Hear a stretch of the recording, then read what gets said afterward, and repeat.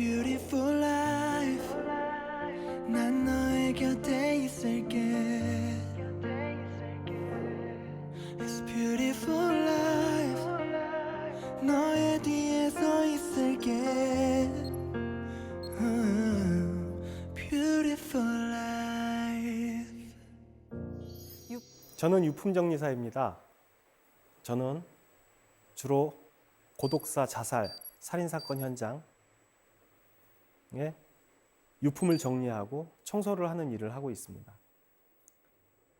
제가 가는 곳은요, 죽음 이후에 그분들의 삶을 정리를 하는 역할을 하고 있어요. 어떻게 보면 굉장히 슬픈 일이에요. 이분이 이 세상에 살았던 흔적을 삭제를 하는 과정이거든요. 그러면서 그분들이 어떻게 살았는지, 얼마나 외롭게 살았는지, 그런 슬픈 외로움, 그리고 어떤 간절함들, 그런 현장의 이야기를 들려드리고 싶습니다.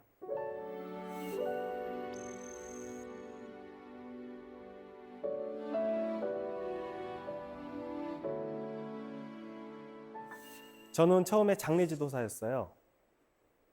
장례지도사로 근무하던 시절에 아버님의 유품을 정리해달라는 그 따님의 의뢰를 받았어요. 아침에 출근을 하고 집에 돌아와 보니 아버지가 각혈을 하고 돌아가신 거예요. 그래서 그 현장이 너무 참혹하고 마음도 안 좋고 한편으로 무섭기도 하고, 그래서 장례식장 사무실에 와서 얘기를 하시더라고요. 이런 일을 좀 도와달라고.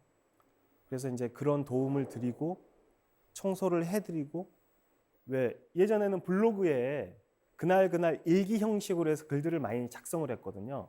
근데 그런 마음에 오늘 현장에 이런 일을 의뢰를 받고 도움을 드렸다, 이런 일기 형식의 글을 썼는데 누가 그 글을 보고 연락을 주신 거예요. 전화 좀 달라고. 그래서 전화를 드려봤더니 자기는 노 부모를 모시고 사는 아들인데 출장을 다녀왔더니 아버지하고 어머니하고 돌아가셨더래요.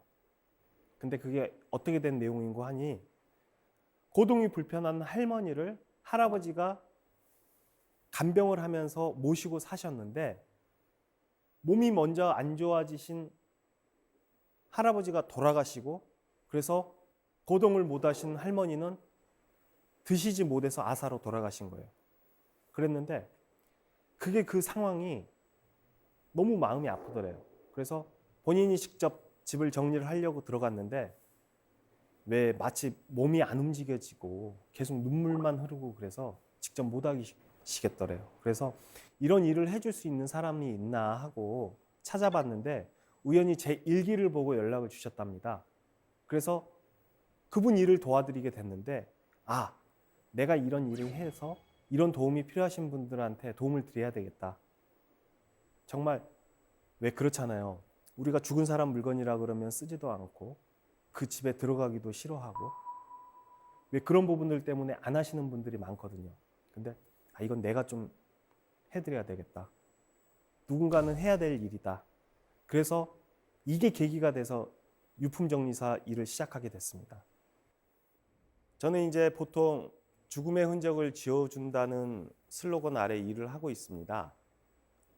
사실 이제 돌아가시게 되면 혼자 사시는 분들이 많다 보니까 뭐 하루나 이틀, 더러는 한 달 만에도 발견되시는 분들이 있으세요. 그런 분들은 유족분들이 직접 청소를 하기 힘든 상황이 오시기 때문에 저희가 가서 그분들의 흔적을 지우고 유품까지 정리를 하는 일을 하고 있습니다.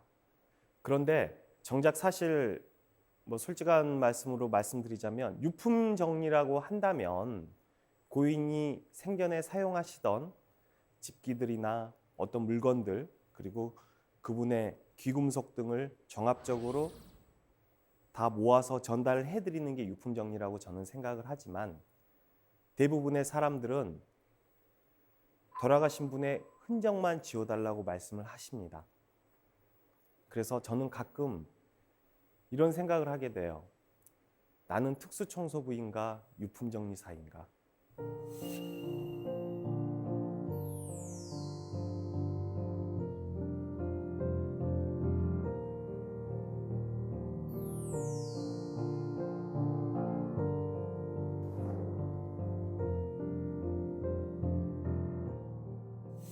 이런 일을 하다 보니까 냄새도 많이 나고, 그리고 이런 일이 발생을 하면 주변 사람들이 다 알고 있습니다.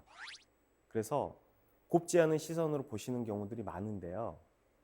이런 일을 할 때마다 차를 이쪽에다 대지 마라. 냄새가 나는데 도대체 작업은 언제 끝날 거냐.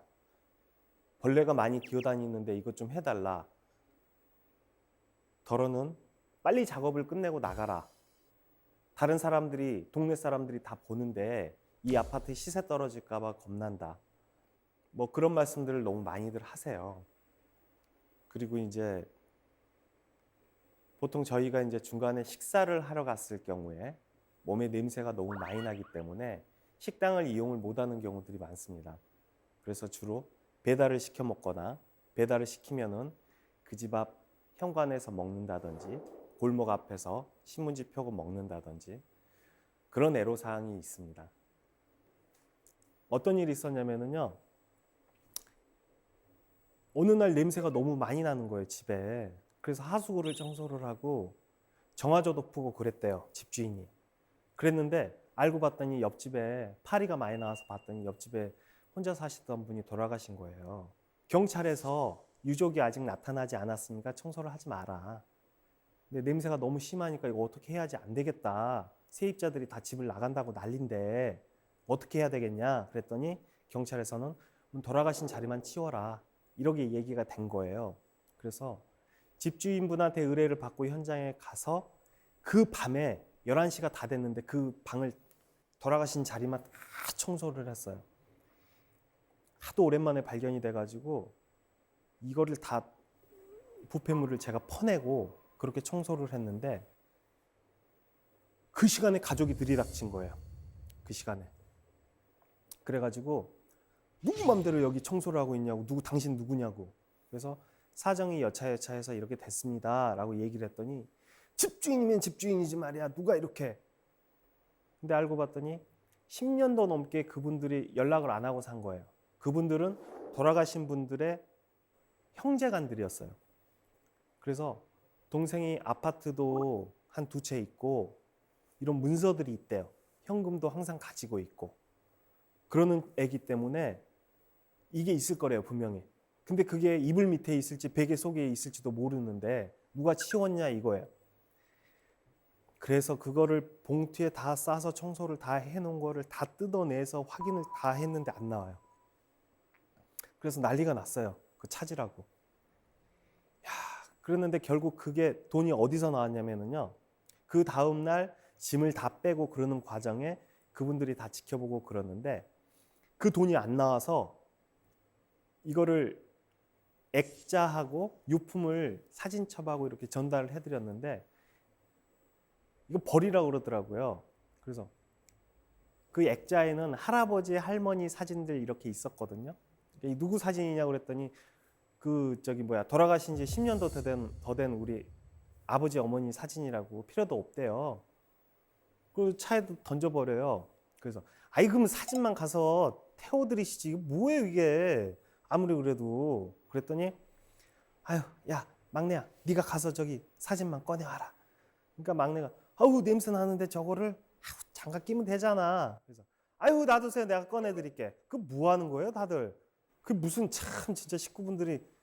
그래서 그걸 까는데요, 그 액자 속에 돈하고요, 그게 한 5만 원권으로 한 500만 원 됐을 거예요. 500만 원 정도 하고 집 문서하고 거기서 다 나오는 거예요 그게. 이게 여기 있었네. 그 사람들은요, 자기 동생이 죽었어도 그런 건 신경 하나도 안 써요. 지금 장례를 치를 시간임에도 불구하고 장례식장에 안 있는 거예요. 분향소를 안 차리는 거죠. 그래서 여기만 와 있는 거예요. 이걸 찾아야 되니까. 온 식구들이. 그것만 찾는 거예요. 근데 맞아요. 당연히 이제 가족분들이 가져가야 되는 거죠. 대부분. 돈 때문에 발생되는 얘기들인데, 이혼을 하시고 이제 혼자 사시는, 결혼하셨대요. 혼자 사시는 아버님 유품 정리를 의뢰를 하셨던 아드님인데, 평소에 주무실 때 이불 밑에 돈다발을 이렇게 깔고 주무신대요. 항상 돈다발을 두신대요. 빨리 이불부터 치우라고 그러더라고요. 거기 있을 거라고. 그랬더니 봤더니 진짜 돈다발을 5만 원짜리로 해서 몇 천만 원 될 거예요, 돈이. 그걸 깔아 놓으셨더라고요. 근데 이불 위에서 하필 돌아가셔가지고 그게 돈이 다 젖어 있어요. 그래서 그거를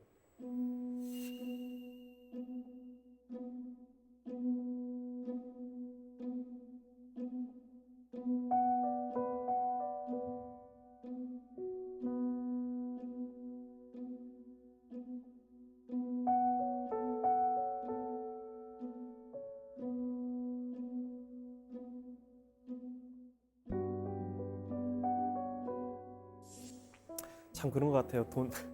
돈이라는 게 다른 거는 지저분하니까 직접은 못 하시는데 그런 거는 직접 씻으시더라고요, 돈을. 그래서 보면 참 진짜 돈이 뭔지 뭐 그게 중요한 건 아닌 것 같긴 한데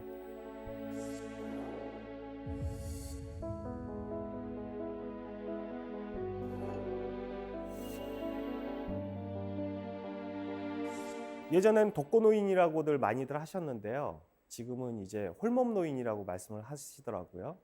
뭐 노인분들이 혼자 사시면서 돌아가시는 경우들이 너무 많은데 이 부분은 요즘은 걱정 안 하셔도 돼요. 나라에서 지속적인 관리를 하고 있어서 이렇게 고독사하고 이런 경우들이 흔하지가 않습니다. 근데 오히려 그분들이 이제 건강을 생각해서 집에서 운동을 하시다가 쓰러지시는 경우들이 있으세요. 그래서 이제 그 다음날 발견되고 그런 부분들은 좀 없잖아 있는데 뭐 예전처럼 한 달 만에 두 달 만에 발견되는 일들은 많이 없고 이렇게 도시락도 이렇게 지원을 해주시는 분들도 있고 쌀이나 김치도 구청이나 사회복지사분들이 방문을 드려서 건강관리까지 해주시기 때문에 노인 고독사는 상당히 많이 없어진 상황이라고 말씀드리고 싶습니다. 주로 노인들의 일로만 여겨졌던 고독사가 최근에 중장년층들에게도 잇따르고 있습니다. 하지만 대부분의 예방 대책들이 만 65세 이상 노인들에게만 맞춰져 있어 이 중장년층에 대한 실태 파악 또 대책들은 부족한 상황입니다. 최근 50대 중장년층의 고독사가 잇따르면서 사각지대에 놓인 이들을 보호하기 위한 대책 마련이 시급해 보입니다. 노인 고독사가 지금은 많이 없어진 반면 중장년층 제도권, 사회적 제도권 밖에 있는 분들이 많이들 돌아가시고 계세요. 이제 그럴 수밖에 없는 이유 중에 하나도 그분들의 자식들은 아직 나이들이 어리세요. 20대, 30대. 그분들은 자기의 미래를 향해서 달려가고 있는 시점이기 때문에 아버님이나 부모님을 이렇게 되돌아보고 신경 쓸 나이가 전혀 아니신 것 같아요. 그러면서 우리나라 중장년층의 이혼율이 굉장히 많습니다. 그래서 혼자 사시는 분들이 있는데 이혼을 하게 되면 뭐 자의가 됐던 타의가 됐던 많은 상처들을 받으세요. 그러면서 그분들이 많이 외롭게 그리고 술들을 많이 드시고 그러면서 오히려 고독사가 굉장히 많이 늘어나고 있는 상황이세요. 대부분 이런 현장에 가서 보면 술병들이 많아요. 뭐 소주병 한두 병만 있는 게 아니고 심지어는 방 전체를 술병으로 가득 채워놓으신 분들도 계시더라고요. 근데 그분은 날마다 그렇게 술을 2병, 3병씩 꼬박꼬박 사서 가셨대요. 근데 이런 얘기를 누가 해주냐면 동네 분들이 해주시는 거예요. 이 친구가 그렇게 말이야 날이면 날마다 술을 사가는데 내가 언젠간 이렇게 죽을 줄 알았다고 그런 말씀들을 해주시는데 술 친구는 그냥 오로지 TV밖에 없거든요. 주변에 친구가 없고 외톨이고 너무 바깥에 안 나가고 이게 이혼 후에 오는 뭐 어떤 슬럼프 그리고 그렇게 예뻐했던 자식들이 이제 전화도 없고 연락들도 안 오고 혼자 외톨이가 된 것 같은 기분 좀 세상에 지쳐서 그런 생각이 들어요.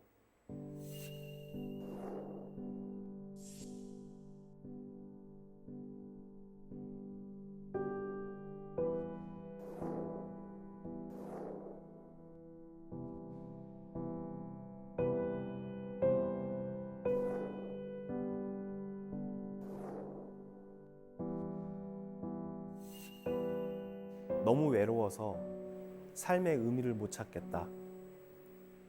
살고 싶지가 않다. 너네들한테 너무 미안한데 먼저 갈게. 많이 못 도와줘서 미안해. 하고 유서를 써놓으셨는데 저 글귀가 적혀 있었어요.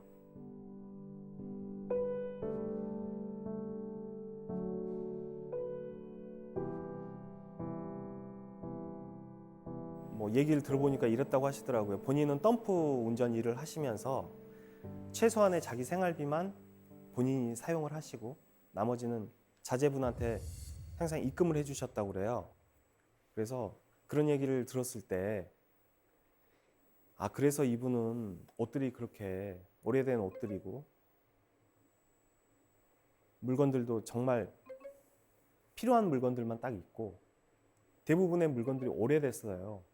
뭐 이런 게 필요해가지고 새 물건을 사고 이런 건 없고 그래서 본인 필요한 것들만 가지고 있고 나머지는 자제분들을 도와주는 그런 역할을 하셨던 것 같아요. 그래서 저 글귀에도 못 도와줘서 미안하다고 써놓은 게 좀 너무 안타까운 것 같아요. 저런 글을 적기까지 얼마나 힘들었을까. 본인 필요한 거는 전혀 사시지도 않고 세탁기도 없어요. 본인이 직접 다 손빨래 해가면서 말려서 그렇게 입으시고 너무 우리 아빠들이 다 그런 것 같아요. 사랑을 표현을 다 못하는 거 아닌가 그런 생각이 들어요. 그래서 스스로 이렇게 외로움에 갇힌 것 같고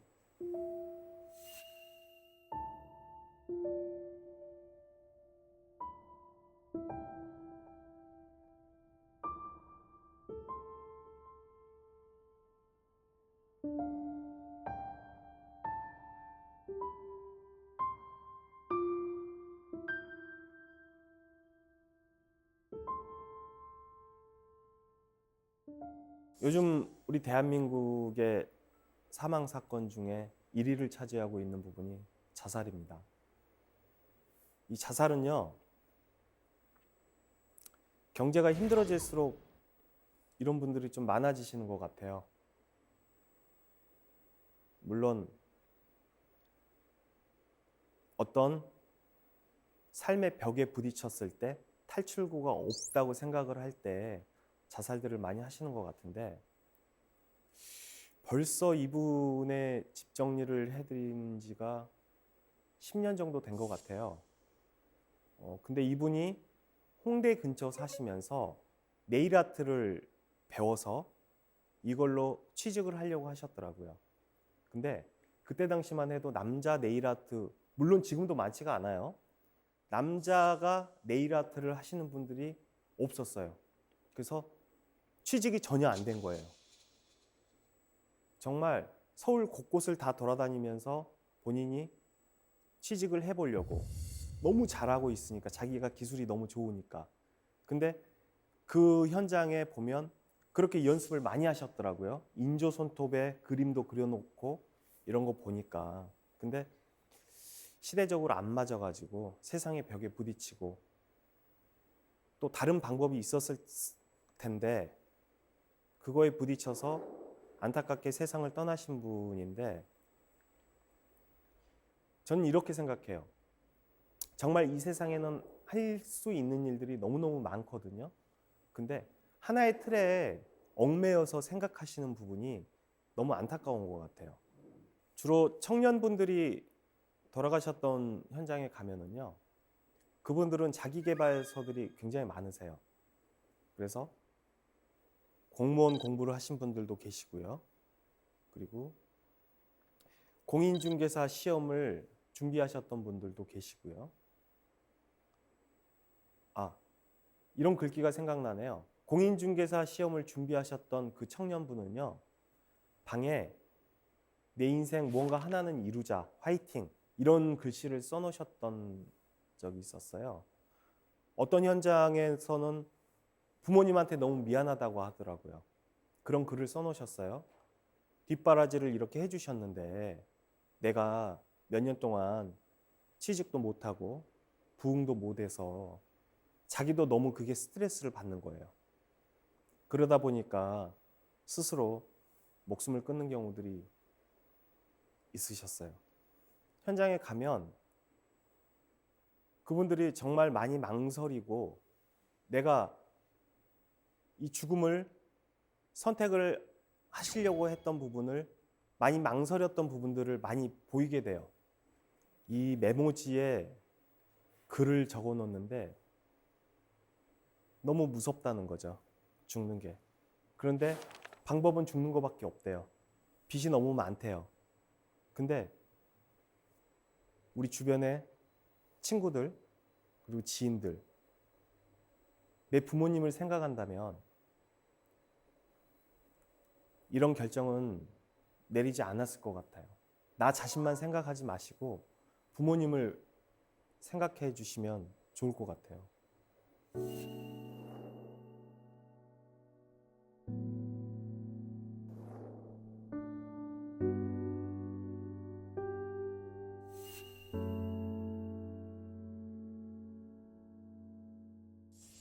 내리사랑은 있어도 치사랑은 없다는 말이 있지 않습니까? 우리 부모님들이 그러시는 것 같아요. 저도 집에 아이들이 자라고는 있지만 아이들이 없었을 경우에는 좀 생각이 달랐어요. 제가 제 자식들 키워보고 소중한 줄 아니까 넘어져서 다치기만 해도 정말 마음이 아프고 짠하고 그러거든요. 그런 마음들이 아닌가 싶어요. 그래서 자기 자식을 먼저 보낸 부모님들에 대한 사연을 소개를 해드릴까 해요. 전화를 받고 현장에 도착했을 때 한 어르신께서 말씀을 하시더라고요. 우리 딸아이가 살던 방인데 깨끗이 좀 해달라고. 그래서 현장에 들어가서 봤더니 짐들을 이미 다 정리를 해놓으신 거예요. 청소까지 다 해놓으시고. 이거 누가 이렇게 다 해놓으신 거예요? 하고 여쭤봤더니 자기가 직접 했다는 거죠. 그래서 아 왜요? 힘든데 왜 직접 하셨어요? 그랬더니 대답을 안 하세요. 울기만 하고. 내가 뿌린 씨앗인데 내가 거둬야지. 그러시더라고요. 아 근데 그게 얼마나 이게 저도 말문이 막히는지. 그래서 본인이 그렇게 청소를 다 하시고 정리까지 다 해놓으셨더라고요. 그런데 버릴 데가 없으니까, 그리고 냄새가 나니까 집주인분한테 피해가 가니까, 그리고 주변 사람들한테 피해가 가니까 소독을 해달라고 하기 위해서 연락을 하셨다고 하더라고요.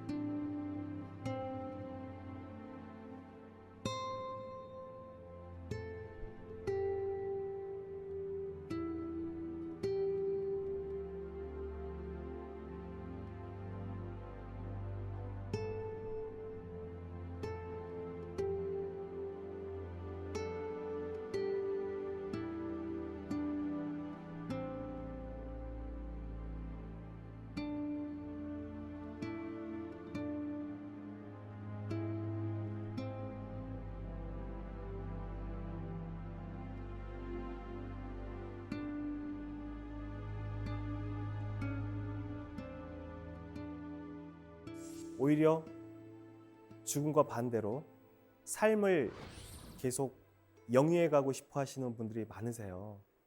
그런 분들은 현장에 가면 어떤 상황이냐면 내 몸을 치료하기 위해서 약들이 많다든지 꾸준히 병원에 다녔던 그런 기록들이 있고 그런 상황들이 있죠. 근데 특히 기억에 남는 어떤 현장은 이분은 그 간암 말기셨던 모양이에요. 그래서 온 산을 돌아다니시면서 약초를 다 캐셨더라고요. 처음엔 그런 약들이 무슨 마른 풀들 뭐 쑥 말려놓은 건 줄 알았어요. 그랬는데 자세히 보니까 약초예요. 그리고 뭐 우리나라에서는 뭐 잘 나지도 않는다는 차가버섯 작은 덩어리들도 있고 영지버섯도 많이 캐다 놓고, 그런데 또 되게 이분이요, 자기도 죽음을 또 예감을 하셨는지, 왜 요즘 상담만 해도 뭘 주고 그러잖아요. 이런 상담을 해놔서 이 물건들을 다 쌓아놓으신 거예요. 딸 주겠다고. 그래서 나 죽으면 이거 딸한테 전달해달라고 메모를 써놓으셨더라고요. 그래서 그 메모랑 해서 그걸 전달을 해드렸더니 따님이 펑펑 우세요. 아빠가 이렇게 아픈 줄도 몰랐다는 거죠. 아빠가 이렇게 아픈 줄도 모르고 자기는 놀러만 다녔는데 이런 물건들이 다 뭐라고 이런 걸 날 주려고 놔뒀냐고 그러면서 이걸 다 집어 던지시더라고요. 많이들 내가 아픈 게 있으면 얘기들을 하셨으면 좋겠어요. 그래서 우리 남겨진 사람들도 준비를 하는 시간을 줘야 되지 않겠나. 한순간에 이렇게 돌아가시면, 그리고 이렇게 병을 숨기고 있다가 며칠 만에 발견되고 그러면 사실 이렇게 시신이 훼손된 상태로 발견이 되면은요, 입관식 할 때 얼굴도 제대로 못 봐요. 그때는 사람의 얼굴이 아니에요, 이제. 그러면은 그게 더 충격으로 남거든요, 자제분들한테는요. 이런 생각들도 했으면 좋겠어요. 좀 웃는 얼굴 많이 보여주고, 좋은 얼굴 많이 보여주고, 그러셨으면 좋겠어요. 저는 이제 이게 버킷리스트라는 단어도 그때 처음 알았어요. 처음 알았는데, 그 왜 옛날에 그 조그만 노트 같은 게 하나씩 있어요. 어른들 가지고 다녔던 전화번호 책 조그만 거 같은. 거기에 어떤 할아버지가 써놓으셨더라고요. 따님의 의뢰를 받고 갔던 현장인데 그 따님의 아버지가 써놓은 버킷리스트예요. 근데 그 따님은 독일에 유학을 가 계셨고요. 근데 편지로 소통을 계속 하셨더라고요, 그 오래전에. 그래서 아빠 나는 여기서 잘 있어. 아빠는 밥 잘 챙겨 드시고 그렇게 계시죠? 이러면서 이런 편지 내용들. 근데 그런 편지들을 읽어봐도 그 어디에도 내가 몸이 좋지 않다. 그분은 이제 폐암이었는데 폐암에 걸려 있다. 네 얼굴이 너무 보고 싶다. 뭐 이런 얘기는 한마디도 없어요. 그러면서 오히려 열심히 하라고. 이 세상은 전쟁터라고. 열심히 해야 된다고. 너가 이루고 싶은 꿈을 꼭 이루길 바란다면서 항상 응원의 메시지만 보내셨던 것 같아요. 그러니까는 따님이 온 편지에 그게 적혀 있어요. 아빠가 항상 그렇게 응원을 해줘서 난 힘이 나는 것 같아. 낑이 거르지 말고 식사 제때 하세요. 이런 편지 내용들. 그러면서 그 망자분의 버킷리스트를 보는데 그분이 하고 싶으셨던 것들이 TV에 나온 맛집들 가보기, 그리고 TV에 나왔던 정말 경치 좋은 곳에 가서 놀러 가기, 그리고 친구들 목소리 내 귀에 담아가기, 이런 글들이 적혀 있는 거예요. 그러면서 맨 마지막이 뭐냐면 시집가는 딸아이 눈에 담아가기예요. 그게. 근데 딱 그대로 써 있어요. 눈에 담아가기. 그러기 위해서 그분은 몸이 아프심에도 불구하고 그렇게 운동을 하시고 집에서 노력을 많이 하셨더라고요. 그래서 이게 기억에 많이 남는 것 같아요.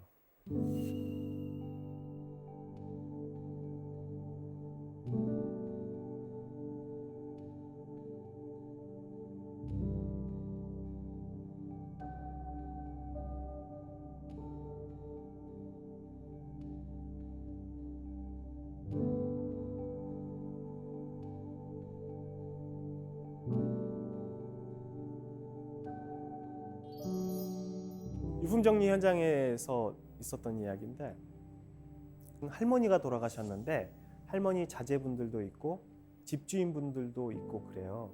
그래서 집주인 할아버지가 의뢰를 하셨는데 돈은 내가 낼 테니까 집 청소하고 유품을 정리해서 여기 있는 가족들한테 전달을 해달라고 얘기를 하세요. 그래서 아니, 자제분들이 있는데 왜 집주인이 의뢰를 하세요? 그랬더니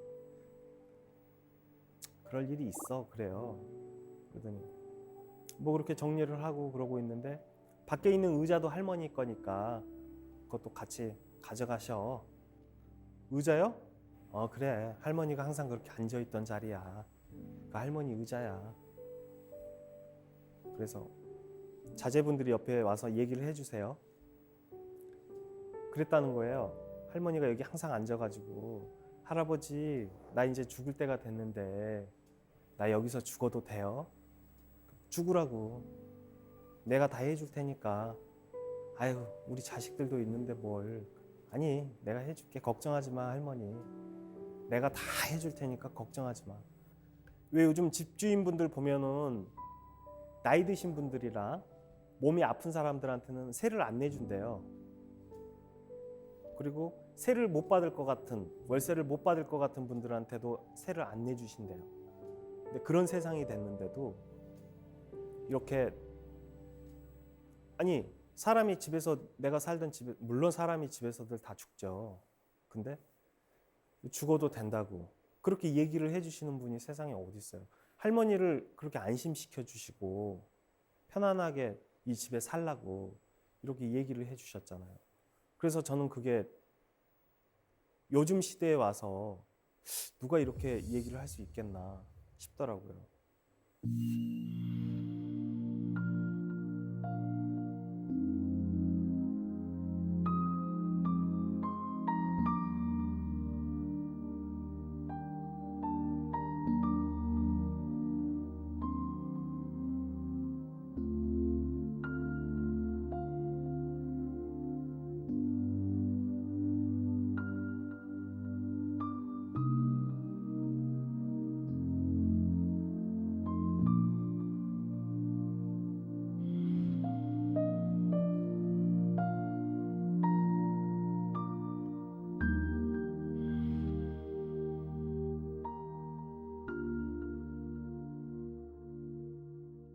요즘은 반려견을 키우는 1인 가구들도 참 많잖아요. 네. 반려견과 관련된 이야기들도 좀 있을 것 같아요.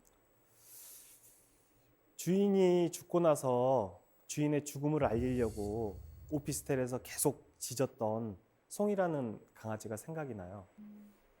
강아지는 알았던 거죠, 주인이 떠나갔다는 거를. 주인이 죽은 거를 알고 있던 거죠.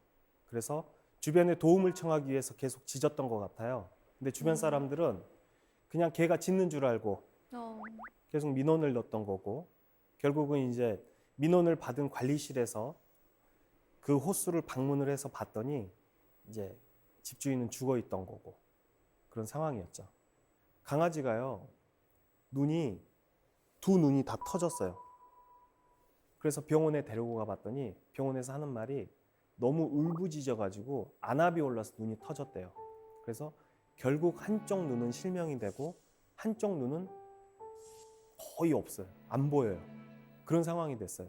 그러니까 주인이 스스로 돌아가시게 되니까 계속 짖은 거예요.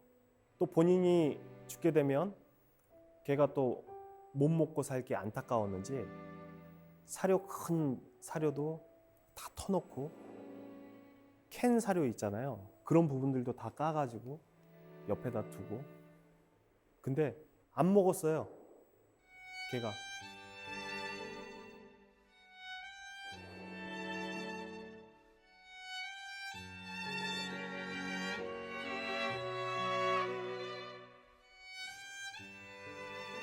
두 분이 돌아가신 것 같은 그런 흔적이 있더라고요. 갔더니. 그래서 두 분이 돌아가셨나요? 하고 얘기를 했더니 그게 아니고 큰 개를 한 마리를 키웠는데 개가 옆에 누워가지고 이렇게 누워가지고 같이 있었대요. 할머니가 이제 돌아가시고 나서 그 옆에 이제 엎드려서 개가 할머니를 지켰던 거예요. 그러면서 개도 결국은 이제 죽게 되고 그랬던 현장인데, 제가 생각했을 때는 너무 안타깝기도 하지만 주인 곁에서 그렇게 할머니를 지켜줬다는 게 저는 너무 고맙고 너무 아름답더라고요. 그런 부분들도. 그래서 많이 기억에 남아요.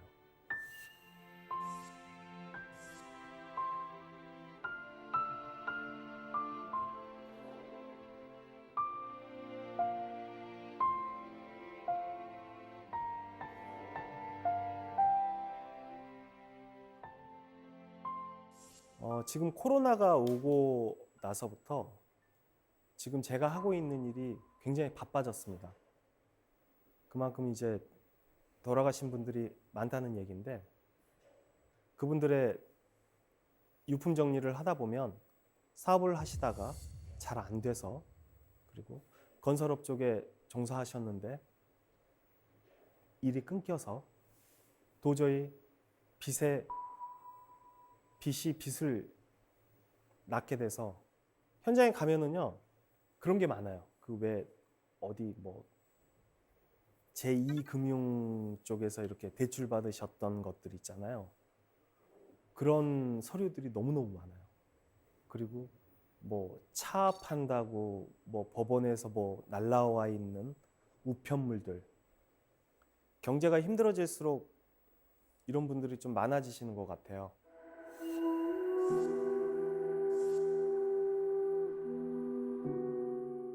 이제 제가 현장에 다니면서 요즘 웰다잉이라고들 얘기를 많이 하시고 아름다운 죽음을 준비를 하신다고들 하는데, 이런 것들에 대한 조언을 해드리고 싶어서 만든 글이 있어요.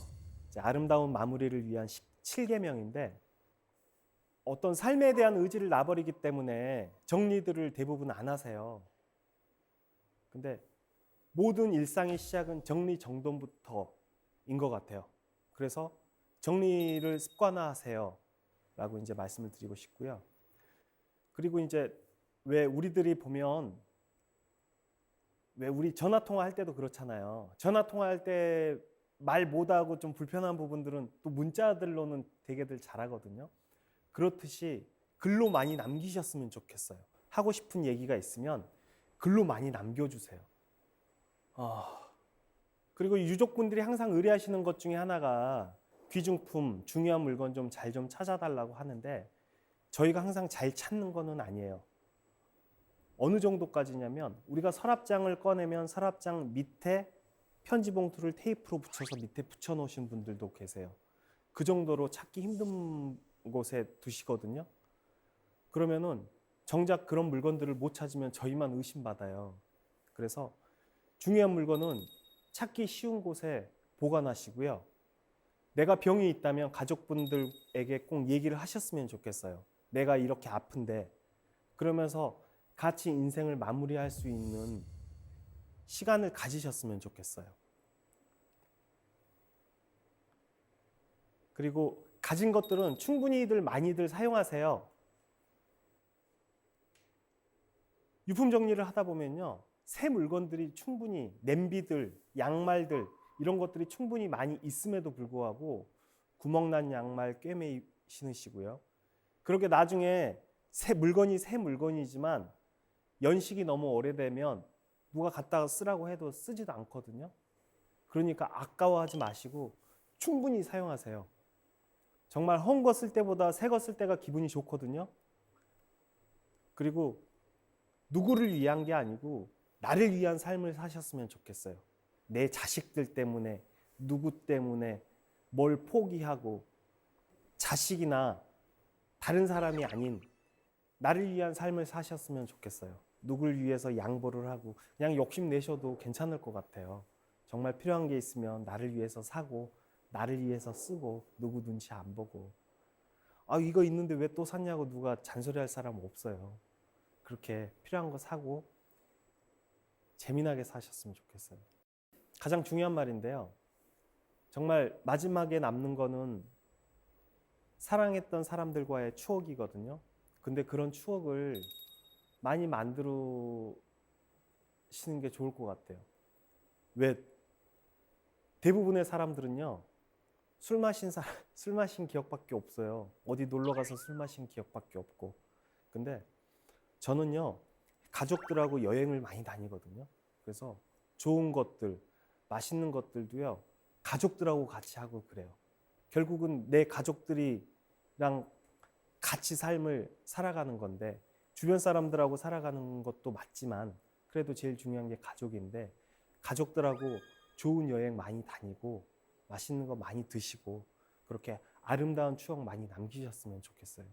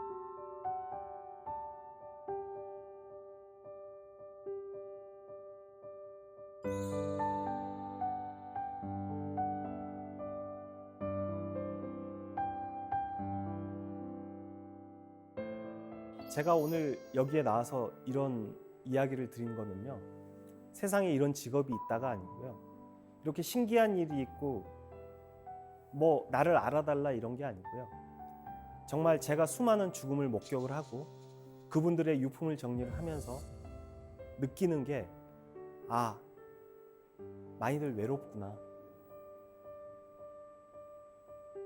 금전적으로 힘든 게 문제가 아니고 너무 외로움들을 많이 타시는 것 같아요.